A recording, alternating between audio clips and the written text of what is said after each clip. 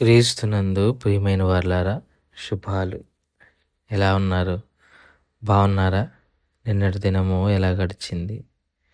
దేవునికి మహిమకరంగా జీవించారా? జీవించినట్లయితే ఆయనకు స్తుతులు. లేని ఎడల ఆయన మనల్ని క్షమించునుగాక. నేటి దిన ధ్యానాంశము మార్కు సువార్త 10వ అధ్యాయము 20 నుంచి 22 వచనాలు. మార్కు సువార్త 10వ అధ్యాయము 20 నుంచి 22 వచనాలు. అందుకు అతడు, బోధకుడా, బాల్యం నుండి ఇవన్నీ అనుసరించుచునే ఉంటునని చెప్పెను.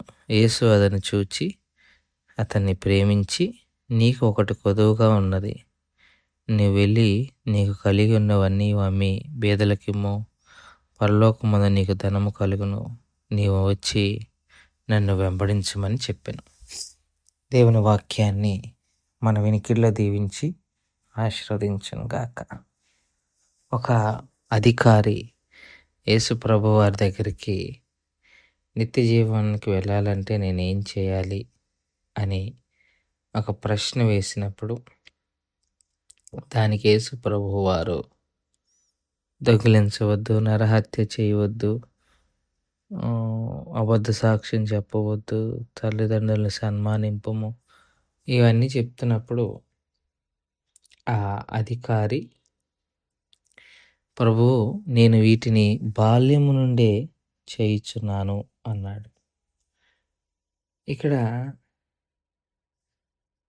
బాల్యం నుంచి చేస్తున్నాడా, చిన్నప్పటి నుంచి చేస్తున్నాడా అన్నది పక్కన పెడితే అతనిలో సెల్ఫ్ రైచియస్నెస్ కనబడుతుంది. తనను తానే నీతిమంతుడుగా డిక్లేర్ చేసుకుంటున్నాడు. నేను చిన్నప్పటి నుంచే పాటిస్తాను, ఈ కాకుండా ఇంకేదైనా చెప్పు, అట్లాగనమాట. తనను తానే నీతిమంతుడిగా ఎంచుకునేవాడు చాలా ప్రమాదంలో ఉన్నాడు. ఏంటిది ఆ ప్రమాదం అని అంటే, పరలోక రాజ్యాన్ని స్వతంత్రించడం అని కింద తన శిష్యులకి వెళ్ళి చెప్తాడు ఆయన. రానున్న రోజుల్లో అది మాట్లాడుకుందాం. సో తాను నీతిమంతుడని తనను తాను స్వయంగా ప్రకటించుకునేవాడు పరలోక రాజ్యాన్ని కోల్పోతాడు. ఆ విషయాన్ని మనము ఈ ఉదయకాల సమయంలో జ్ఞాపకం చేసుకోవాలి.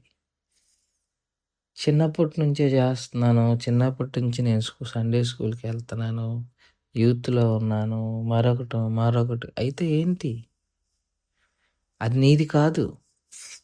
నువ్వు చిన్నప్పటి నుంచి అనుసరించిన నీతి నీది కాదు. ప్రభు నీకు ఇచ్చిన నీతి. నీతిగా బతికే అవకాశాన్ని కూడా ఆయన ఇవ్వాలి.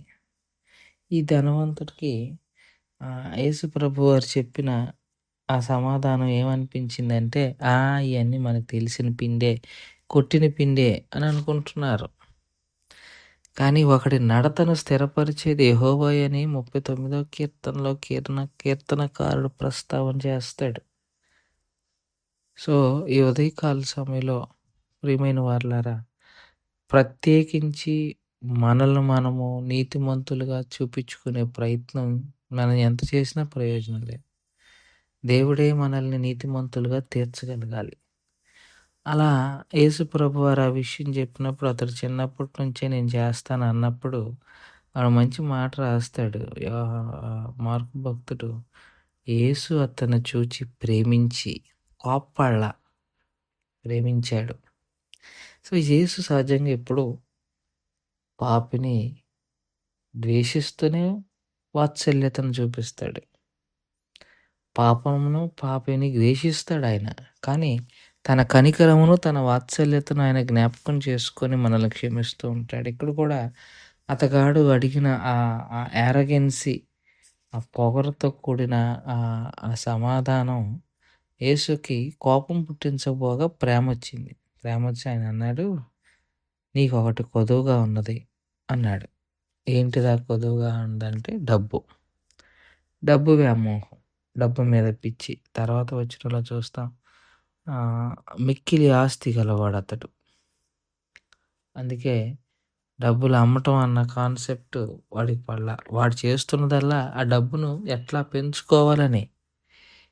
నాకనిపించిందేంటంటే, నేను బయట చేసే పాపాలు బోలెడు చేసేత్తన్నాను.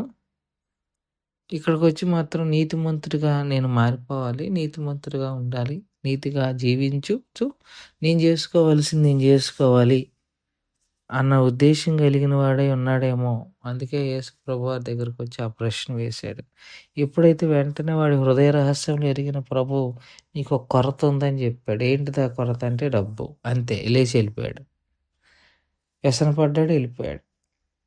సో, ఈ ఉదయకాల సమయంలో ప్రియమైన వారలారా, దేవుని యొక్క గద్దింపును, దేవుని యొక్క హెచ్చరింపును తృణీకరించకొద్దు. ప్రభువారు ఏది మాట్లాడినా, ఏది చేసినా, గద్దించినా, తిట్టినా, బాధపెట్టినా అదంతా మన క్షేమం అన్న విషయాన్ని మనం తెలుసుకొని దేవుని రాజ్యపు వారసులు అవ్వాలి అనంటే చిన్నప్పటి నుంచే నేను చేస్తున్నానని సొంత డబ్బా కొట్టుకోవటం కాదు.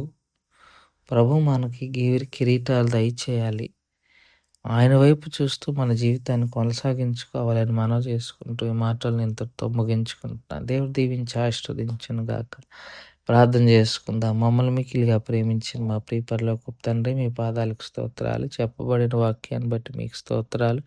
విన్న వాక్యం మా హృదయంలో భద్రపరుచుకొని వాక్యానుసారంగా జీవించగలిగిన కృపను దయచేయమని యేసు నామములో అడిగి వేడుకుంటున్నాం తండ్రి.